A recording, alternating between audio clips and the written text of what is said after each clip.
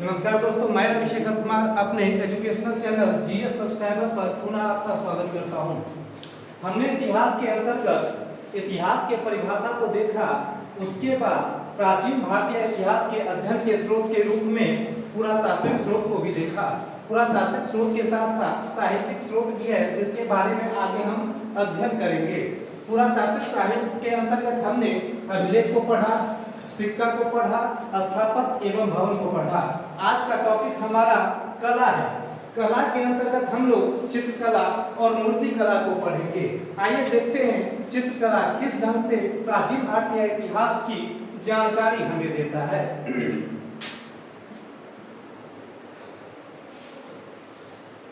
चित्रकला प्राचीन इतिहास की जानकारी हमें देता है। उसके अध्ययन के स्रोत के रूप में हम लोग अजंता, एलोरा एवं बाघ के गुफा चित्र को देखेंगे। सबसे पहले आता है अजंता। तो मैं आपको बताऊं कि अजंता महाराष्ट्र में स्थित है। अजंता महाराष्ट्र में स्थित है। प्राचीन काल में अजंता में टोटल 29 गुफा चित्र थे, जिसमें से मात्र अभी 6 गुफा चित्र ऐसे हैं जो सुरक्षित अवस्था में पाए जा रहे हैं। तो वह सुरक्षित गुफा चित्र जो है वो है 1, 2, 9, 10, 16 एवं 17। यहाँ से सवाल भी लिए गए हैं कि वर्तमान में कितने गुफा चित्र सुरक्षित हैं, और खास करके हम लोग देखेंगे तो हमारे स्टडी के लिए जो महत्वपूर्ण होगा गुफा चित्र संख्या 16 और गुफा चित्र संख्या 17। इसके बारे में हम लोग जानकारी लेते हैं। आइए मैं पुनः आपको बताऊं कि अजंता के गुफा चित्र में प्राचीन समय में टोटल 29 गुफा चित्र थे, लेकिन वर्तमान में सुरक्षित यही गुफा चित्र बचा है। अगर हम देखें गुफा चित्र संख्या 16, इसमें मरणासन्न राजकुमारी का चित्र दिया हुआ है जो काफी आकर्षक है। उसके बाद अगर हम देखें गुफा चित्र संख्या 17, तो यह चित्रशाला के नाम से भी जाना जाता है। गुफा चित्र संख्या 17 चित्रशाला के नाम से भी जाना जाता है। अगर हम गुफा चित्र संख्या 16 और 17 को जाने तो यह गुप्त काल का बनाया हुआ माना जाता है।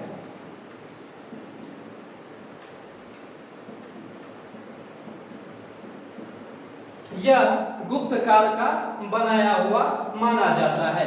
अगर हम यह देखें कि गुफा चित्र संख्या 16 और 17 जिसके चित्र जातक कथाओं से प्रेरित है। अगर हम कहें कि चित्रकारों ने 16 और 17 में जो चित्र बनाया है वह जातक कथा से प्रभावित है। साथ ही साथ अजंता के ये चित्र बौद्ध धर्म के महायान शाखा से प्रभावित है। आप इसे नोट कर लेंगे क्योंकि यहाँ से सवाल काफी पूछे जाते हैं। पुनः एक बार हम अजंता में आते हैं तो अजंता का गुफा चित्र जो 29 की संख्या में था वह वर्तमान में सुरक्षित अवस्था में जो माना जा रहा है वो मात्र 6 है। उसके अंतर्गत हम लोग देखते हैं गुफा चित्र संख्या 1, 2, 9, 10, 16 और 17। 16 और 17 गुफा चित्र संख्या जो है वह गुप्त काल का बनाया हुआ है या गुप्त काल का माना जाता है।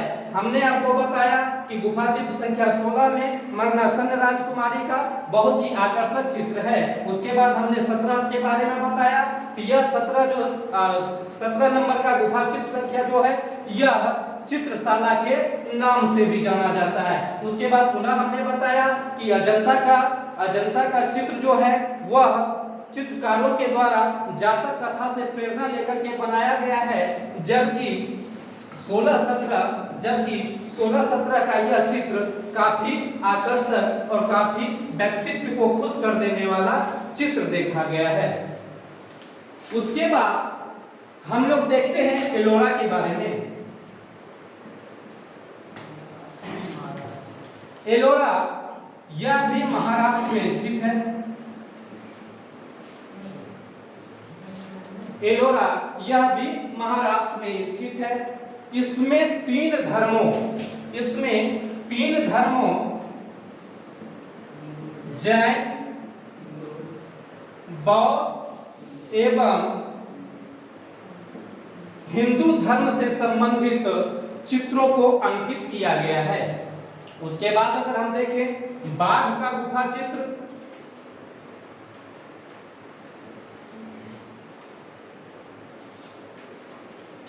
बाघ का गुफा चित्र जो ग्वालियर मध्य प्रदेश में है,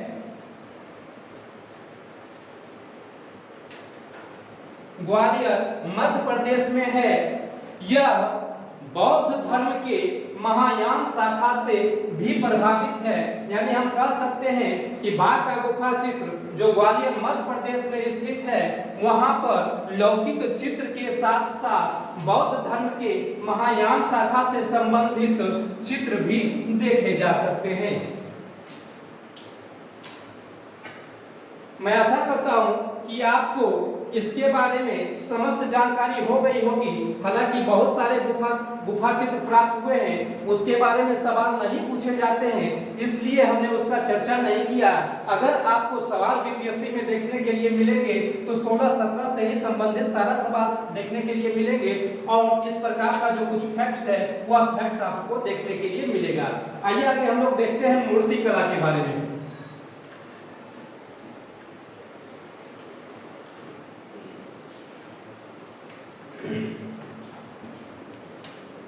अगर हम मूर्ति कला की बात करें तो प्राचीन भारत में सर्वप्रथम पूजा करने के लिए महात्मा बुद्ध की मूर्ति बनाई गई थी। इतिहासकारों का कहना है कि महात्मा बुद्ध की मूर्ति गांधार शैली में बनाई गई थी।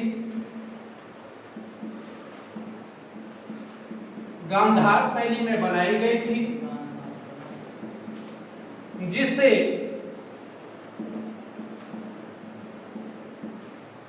इंडो ग्रीक शैली या भारतीय यूनान शैली भी कहा जाता है, जिसे इंडो ग्रीक शैली या भारतीय यूनान शैली भी कहा जाता है। मैं आपकी जानकारी के लिए बता दूं कि गांधार शैली के साथ साथ महात्मा बुद्ध की मूर्ति मथुरा शैली में भी बनाई गई थी। मथुरा शैली में भी बनाई गई थी। तो हमने मूर्ति कला के अंतर्गत आपको बताया कि सर्वप्रथम प्राचीन भारत में पूजा करने के लिए बुद्ध की प्रतिमा बनाई गई थी, जो मथुरा शैली या गांधार शैली के अंतर्गत बनाया गया था। गांधार शैली जिसे हम इंडो ग्रीक शैली भी कहते हैं या भारतीय यूनानी शैली भी कहते हैं। अब मैं आगे आपको बताऊं कि कुषाण के काल में गांधार शैली को संरक्षण दिया गया था। कुषाण के काल में गांधार शैली को संरक्षण दिया गया था एवं मूर्तियों को वस्त्र पहनाने का काम गुप्त काल के शासन में किया गया था। इससे पहले भी इस बारे में हमने चर्चा किया था। आशा करते हैं कि भारतीय प्राचीन इतिहास के अध्ययन के स्रोत के रूप में हमने जो पुरातात्विक स्रोत को समाप्त किया है, इस पुरातात्विक स्रोत के अंतर्गत अभिलेख को हमने बढ़िया से पढ़ लिया है, सिक्का को पढ़ लिया है, स्थापत्य एवं भवन को पढ़ लिया है, साथ ही साथ अभी हमने कला को भी पढ़ा। कला के अंतर्गत हमने चित्रकला एवं मूर्ति कला को देखा है। चित्रकला में हमने आपको अजंता के बारे में बताया। अजंता में टोटल 29 गुफा चित्र माने जाते हैं। 29 गुफा चित्र में मात्र 6 गुफा चित्र ही ऐसे हैं जो सुरक्षित अवस्था में माने जाते हैं। उसके बाद हमने आपसे बताया कि गुफा चित्र संख्या 16 और 17 गुप्त काल के माने जाते हैं। इसमें गुफा चित्र संख्या 16 में मरणासन राजकुमारी का चित्र दिया गया है जो काफी आकर्षक है। उसके बाद हमने आपसे बताया कि गुफा चित्र संख्या 17 जो चित्रशाला के नाम से भी जाना जाता है। उसके बाद हमने पुनः आपको बताया कि चित्रकारों के द्वारा गुफा चित्र संख्या 16 और 17 में जो चित्र बनाए गए हैं वह जातक से प्रेरणा लेकर के बनाया गया है। जातक एक बौद्ध धर्म ग्रंथ है। उसके बाद मैं आपको बताऊं कि इसी के अंतर्गत और भी बहुत सारे चीज देखने के लिए मिलती है जिसके बारे में हमने पुनः चर्चा किया था। एक बात मैं और आपको इसमें बता दूं कि ये गुफा चित्र संख्या 16 और 17 जो है इसमें बौद्ध धर्म के महायान शाखा से प्रभावित चित्र देखने के लिए मिलते हैं। मुझे आशा है कि आप इन चीजों को नोट भी कर चुके होंगे, क्योंकि इसमें जो भी बोला गया है प्रत्येक आपको एक ऑब्जेक्टिव क्वेश्चन के रूप में आपकी किताब में, आपके परीक्षा में या पूर्व के पूछे गए क्वेश्चन बैंक में दिख जाएंगे। उसके बाद हमने आपसे मूर्तिकला के बारे में चर्चा किया। मूर्तिकला के बारे में हमने आपसे चर्चा करते हुए यह कहा कि यह सबसे पहले पूजा करने के लिए मूर्ति जो बनाया गया है वह महात्मा बुद्ध का बनाया गया है। महात्मा बुद्ध की मूर्ति गांधार शैली या मथुरा शैली में बनाई गई है। अगर मैं गांधार शैली की बात आपसे करूं तो गांधार शैली को इंडो ग्रीक शैली कहा जाता है या भारतीय यूनानी शैली भी कहा जाता है। इस ढंग से प्राचीन भारतीय इतिहास के अध्ययन के स्रोत के रूप में हमारा पुरातात्विक स्रोत समाप्त हो चुका है। आगे के क्लास में हम लोग साहित्यिक स्रोत को देखेंगे। हमें ऐसा महसूस हो रहा है कि आप इसमें से जितने भी क्वेश्चन हैं वो समझ पाए होंगे। अगर ऐसा कुछ लग रहा है कि कुछ समझने में प्रॉब्लम है तो सवाल भी कर सकते हैं। कुछ है ऐसा, कुछ ऐसा सवाल नहीं, तो हमने इसे देख लिया है। दोस्तों, अगर हमारा यह चैनल आपके लिए उपयोगी सिद्ध होता है या आपको ऐसा लगता है कि अच्छा लग रहा है तो निश्चित रूप से आप हमारे एजुकेशनल चैनल जीएस सब्सक्राइबर को सब्सक्राइब करें, लाइक करें एवं दोस्तों के साथ शेयर करें। Thank you.